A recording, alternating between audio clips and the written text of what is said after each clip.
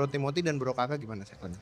Oke, Udah. kalau gue mungkin mulai dari ini dulu salah satu orang yang ngajarin gue di capital market juga. Dia bilang bahwa gue harus bisa ngeliat peta dari duit, map of money. Nah, peta dari duit itu kita bisa lihat tadi dari suku bunga sebenarnya. Karena suku bunga ketika dia naik, aset itu biasanya investor cenderung cari yang aman. Karena yang aman itu dibayar lebih mahal. Yaitu biasanya US Treasury, orang pegangnya. Tapi kalau kamu perhatiin, selama 5 tahun terakhir, orang yang pegang US Treasury itu tambah sedikit. Jadi jumlahnya yang holding US Treasury itu menurun. Bahkan sekarang udah ada crossing dari kripto tuh USDT itu pegang besar dari US Treasury. Nah, apa yang diciptakan dengan itu? Orang akan cari risk asset. Contohnya seperti 2020. Ketika suku bunga di level 2020, apa yang terjadi? Sebelum tech winter. Semua orang akan betting venture capital. Karena uang itu murah. Lu bisa pinjam uang dapat 1%. Pinjam uang cuma 0,5%. Ketika uang itu murah, uang itu lari kemana? Aset yang paling beresiko. Ya, risk asset. Kita sekarang di level suku bunga yang sebenarnya relatif tinggi. Iya. Makanya Berkshire pegang besar sekali. Dia dapat pendapatan bunga itu besar. Ketika bunga itu tinggi, aset yang beresiko malah naik seperti yang lo bilang. Artinya ketika itu turun, akan lebih naik lagi nggak? Ya, pasti. Pasti lebih naik lagi. Kalau ditanya apakah kita bisa tahu kira-kira topnya itu November atau Desember, gue pribadi nggak bisa tahu. Nggak bisa. Jadi jawabannya nggak ada yang bisa tahu. Tapi dari sekarang, gue tuh melihat pergerakan uangnya. Flow-nya tuh lagi di mana sekarang? Jawabannya orang lagi banyak mau siap-siapin masuk ke zaman-zaman venture capital dulu. Kalau lu lihat industri mungkin VC dari 2001, 2022, 2023, 2024, kering. Indonesia deh. Apa startup yang diinvest besar? Nol. Gak ada yang besar barangnya di sini. Kenapa?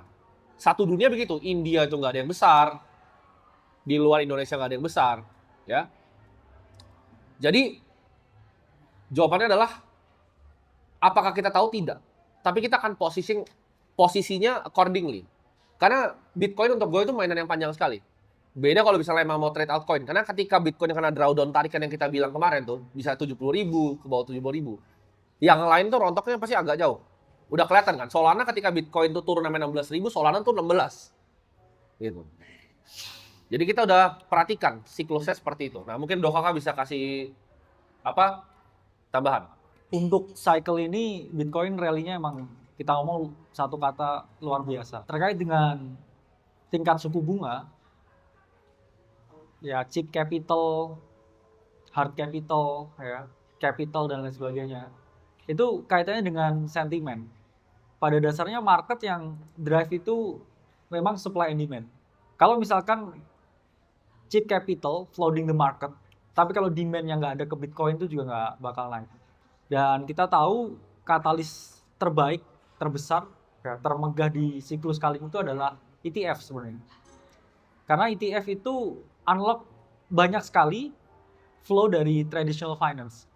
Yang mana itu yang benar-benar ngedrive harganya Bitcoin. Jadi kalau kita lihat, jadi memang supply and demand itu yang begitu berpengaruh. Dan terkait dengan top, memang nggak ada yang tahu ya. Tapi kalau kita lihat data historis itu selalu 500-an hari ya setelah hal ini. Yang mana harusnya ya akhir tahun ini. Apakah itu mungkin terjadi? Saya pribadi tidak memiliki conviction yang pasti ya. Maksudnya sejauh ini saya juga lihatnya masih 50-50. Itulah mengapa kalau ditanya ya karena stand saya 50-50 ya saya ambil langkah tengahnya ya untuk trimming sebagian posisi dan berharap itu juga masih mengalami kenaikan. Berbeda dengan sebelum-sebelumnya ya, waktu kita bikin tesis tentang Oktober, tentang ETF approval, tentang kemenangan Trump itu ada di 70-an% ya convictionnya. Jadi kalau sekarang prolonged cycle atau enggak, top atau enggak akhir tahun ini, saya pun juga masih nggak tahu. Sejauh ini masih belum tahu. Mungkin akan tahu lagi ya setelah ada beberapa data baru lagi. Karena 48 jam ke depan ya kita pasti tahu ya arah pergerakan market. Jadi dari situ mungkin juga ada bocoran kisi-kisi. Tapi till this date ya saya ambil langkah buat berhati-hati. Ya. Cuman itu yang penting dunia ini paham flow-nya kemana. Karena gue itu berhasil nge-catch beberapa wave selama 10 tahun di pasar modal. Karena gue lihat uangnya gitu. Uangnya itu lagi di mana. Kalau uangnya memang lagi nggak di kripto, kriptonya nggak bakal naik. Pasti. Jadi misalnya contoh, suku bunga naik deh, kita bilang ekstrim gitu, 6 gitu. Pasti uang nggak kripto, karena orang 6% risk free rate, murah. Tinggal taruh aja semua di situ uangnya. Kenapa mau resikoin uang di tempat lain?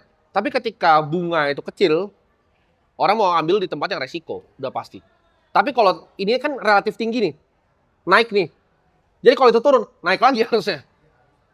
Karena kan gold juga kan udah rally duluan ya. Biasanya Betul. kan kayak kemarin itu kan gold duluan terus S&P, BTC belakangan baru catch up nih. Betul. Ya kan, nah, harusnya naik kan. Cuman ada beberapa pandangan-pandangan yang bilang, wah ini udah waktunya top gitu. Makanya kan agak bingung juga karena cycle ini dibilang beda ya, memang situasi dari suku bunganya juga kan beda. Makanya Ya, dan kita bisa berkaca ke pemain-pemain besar ya. Kemarin kan seperti Galaxy Digital, Mike Novogratz itu orang lama di market. Dia dulu di Fortress, salah satu managing partner di hedge fund namanya Fortress.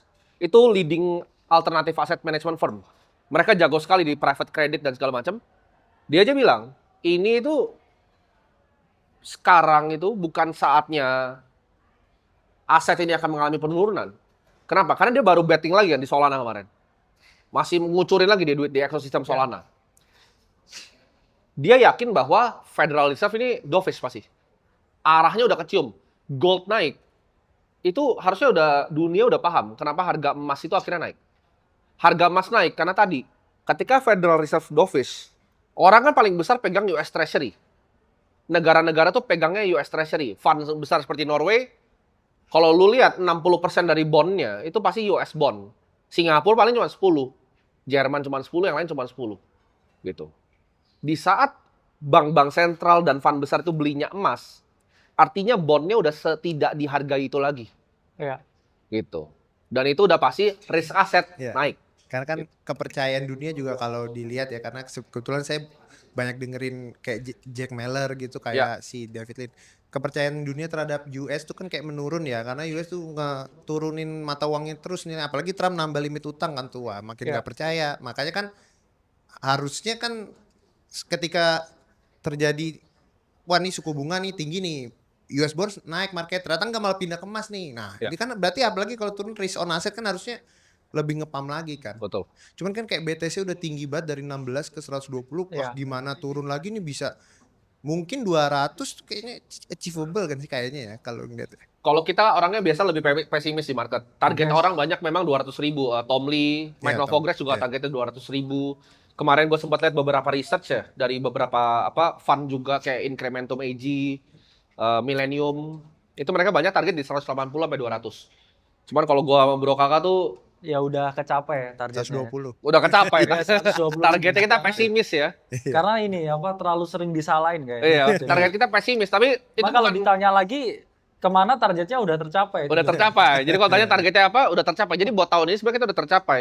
Kita juga sempat ngomong sama pemain yang di lokal ya, udah lama kayak Pak Oscar juga. Beliau juga bilang kalau kalian tanya sama pasti jawabannya. Udah tercapai. Iya, Pak Oscar selalu bilang ya, selalu jawabannya nggak kemana-mana kan. Iya. Kalau tanya jawabannya nggak kemana-mana.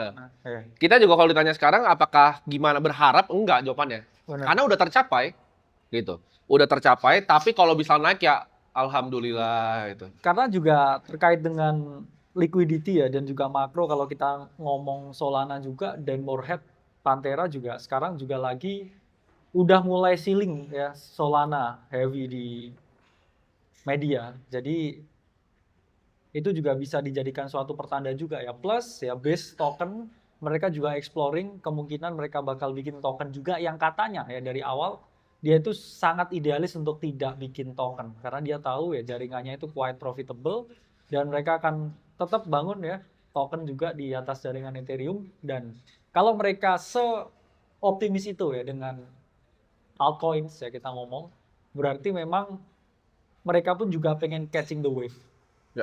Ya, dan kenapa selate ini? Berarti memang ada sesuatu yang mana mereka baru tahu ya. Kenapa pertanyaannya nggak mereka rilis tahun lalu? Kenapa baru sekarang? Ya, berarti mungkin baru sekarang yang sangat favoring ke arah mereka. Karena kan Coinbase itu US based dan semua ya yang issuing di bawah ya regulasi US itu sangat sulit. Pasti mereka juga lihat celahnya dan mereka nggak mau ya mengorbankan releasing a new token buat merusak cash flow-nya Coinbase, karena Coinbase dan juga Coin juga doing ya performly ya very well. Jadi mereka mungkin baru lihat opportunity buat take actionnya sekarang. Ya. Itu isunya udah keluar juga ya. Coinbase itu katanya mau keluar, katanya ini masih isu ya, katanya mau keluarin Coinbase. Oh, koin yang natifnya Base Network gitu ya? Iya, native Base Network. Dan ini mereka itu bukan orang yang kita sebutnya sangean gitu. Mereka nggak baru bikin base, terus bikin koin buat Iya. digoreng. Nggak. Mereka bikin base tuh jadi network yang memang dipakai sama banyak orang dulu. Dan mereka nunggunya lama. Dari 2017. Ide mereka bikin native token tuh pas Balaji masih jadi CTO-nya, 2015. Mereka udah ada ide bikin native token, kayak BNB. Nggak dieksekusi tapi. Tapi mau dieksekusi bentar lagi. Nah, jadi pertanyaannya apakah mereka ini kumpulan orang bego? Jawabannya pasti enggak. Mereka pasti tahu sesuatu yang kita nggak tahu. Lagi kalau saya lihat ya kayaknya Coinbase itu kan dia bikin ekosistem ya. Dia Ya. bikin Base Network, terus dia DEX-nya dia nggak mau pakai Uniswap, dia pakai Ya. Aerodrome. USDT di delisting dia pakainya USDC tuh. Ya. Yes. Nah, makanya Base Network itu kan kayak mau jadi sekarang connect Base Wallet itu kan mau connect tuh sama Coinbase tuh. Betul. Makanya nanti orang koin-koin yang nggak ada di Coinbase ya, lu bisa beli di Base Wallet. Nah, DEX-nya Aerodrome tuh kayak dia udah bikin ekosistem tuh pelan-pelan tuh ya. Ya. Makanya kan kemungkinan kayak tiba-tiba bear market kayak kecil nggak sih kayaknya? Kalau ya Kan kemungkinannya Proba- kalau untuk dalam jangka dekat kecil, Ya, tapi probability bukan kecil. tidak ada. iya bukan. Dan kita sebagai pelaku market itu selalu harus siap dengan apapun yang terjadi. Karena market itu nggak bisa sesuai dengan apa yang kita punya pikiran. Kalau begitu semua orang langsung kaya. Ya kan? Kalau kita yakin banget apa yang terjadi, semua orang kaya. Pasti. Jawabannya kita nggak pernah benar-benar yakin. Nah itu gunanya kita bisa namanya aset alokasi. Untuk proteksi tadi, downside risk. Karena pinter-pinternya kita, itu pasti jatuh suatu saat. Kalau kita nggak manajemen porto dengan baik, ya gimana nggak kebakar. Gitu. Aset alokasi itu lebih penting. Itu kuncinya investasi itu aset alokasi sebenarnya. Ya. Gitu. Oke, semoga terjawab ya. Oh iya, terima kasih. Luar biasa. Sebelumnya saya mau nambahin boleh sedikit. Boleh Bro? satu lagi. Saya kebetulan main di market itu lama dan nggak ada pengetahuan finansial ya tadinya. Jadi sering dulu itu kena zamannya ICO itu saya banyak kena rakul lah, bukan rakul, hilang ya. Jadi ICO koinnya ada nggak launching gitu. Nah sejak dengerin saya join AC memang baru ya tahun ini ya, tapi saya dengerin Bro Timothy itu udah dari 2024 tuh. Nah begitu dengerin Bro Timothy yang borong Bitcoin sama yang seminar tuh yang di depan orang banyak yang emas diambil-ambilin tuh tentang makroekonomi, tentang duit, itu saya baru melek tuh. Itu saya baru porto yang tadinya ya naik-naik sedikit minus, baru saya berhasil ngelipet 10x tuh dari 70 juta jadi alhamdulillah sih udah 2M sekarang. Nah Luar itu 70 juta sampai 2 miliar. itu kalau Oke. nggak ada Bro Timothy sama Bro Kakak itu udah nggak mungkin terjadi ya. Sampai saya tuh bisa bantu-bantu orang tua. Sekarang kayak orang tua saya pensiunan, mereka lebih ke ini dananya terserah mau dikemanain gitu. Saya bilang udah beli Bitcoinnya, mereka mau denger semua gara-gara Bro Timothy dan Bro Kakak gitu. Jadi kalau saya lihat Bro Timothy, Bro Kakak nih di live stream kan sering dihujat-hujat nih sama orang-orang nggak jelas gitu. Itu kayak waduh nanti kita ya udah kita off kamera aja. Itu nggak usah didengar lah, lebih banyak yang ditolong itu saya yakin daripada yang itu ya, karena saya salah satunya yang benar-benar bisa ngerubah nasib gitu ya. Orang saya cuman karyawan gitu, orang IT kerja cuman gaji 7 juta 8 juta bisa pegang 2 miliar tuh kan gimana ya, walaupun masih sedikit ya, cuman ya sudah alhamdulillah lah. Terima Luar kasih biasa. banyak Kasih Bro tepuk Timothy, tangan. Bro Kakak. Keren. Nextnya, Di kata buzzer tapi. berarti kata buzzer ya. Iya, dibayar berapa bang? Gitu. Iya. Ya, Karena tapi- aset tapi, alokasi Bang, itu kunci, teman-teman. Yes. Contoh misalnya ya, kalian nggak ikutin kita, kalian bandel. Punya duit 1 miliar nih misalnya. Ya. Nggak ikutin 70 kita, oke Bitcoin deh, misalnya 400 juta lah kalian nggak suka karena udah mahal. 100 juta kalian sebar, mungkin ada di ETH, ya kan. 100 juta kalian beli Solana, kalian beli semua yang kita call deh. Kan kita saranin tuh 2,5 sampai 5. Ini bandel bro orang misalnya, 10%. 10%, 100 juta nih. Beli koin A, 100 juta, beli B, C, D, E, F. Ini gua sebut aja misalnya Render lu beli 100 juta, Ondo 100 juta, BGB 100 juta, Manta 100 juta. Kan 0 pun. Itu lu nggak bakal bisa miskin kalau lu kecuali goblok banget. Ya kecuali 100 juta ke manta semua gitu ya. Dan cuma punya segitu. Iya. Tapi kalau 100 juta lu bagi, 40 juta Bitcoin, 10 juta Render, 10 juta Ondo, 10 juta BGB. Udah kali berapa semuanya? Yes. 10 jutanya udah ada yang jadi 70 juta. Tadi 70 juta 2 miliar. 40 juta 1 miliar. Nggak mungkin jawabannya. Nggak mungkin bisa rugi. Kenapa? Karena kita belum rugi. Asetnya total naik 500%. Ya. Memang kita kebetulan lahir di era di mana aset tuh ada yang naik bisa sampai 600%. Benar. Tapi nggak mungkin bisa rugi dalam waktu dari 2022, 2023, bahkan yang baru 2025 pun nggak mungkin. Karena year to date, year on year, Bitcoin naik 93% sekarang. 93,5% year on year, kalian cek. Gimana caranya kalian bisa rugi? Gitu. Jadi jawabannya nggak ada yang bisa rugi. Kecuali dibikin-bikin cerita ruginya, ya.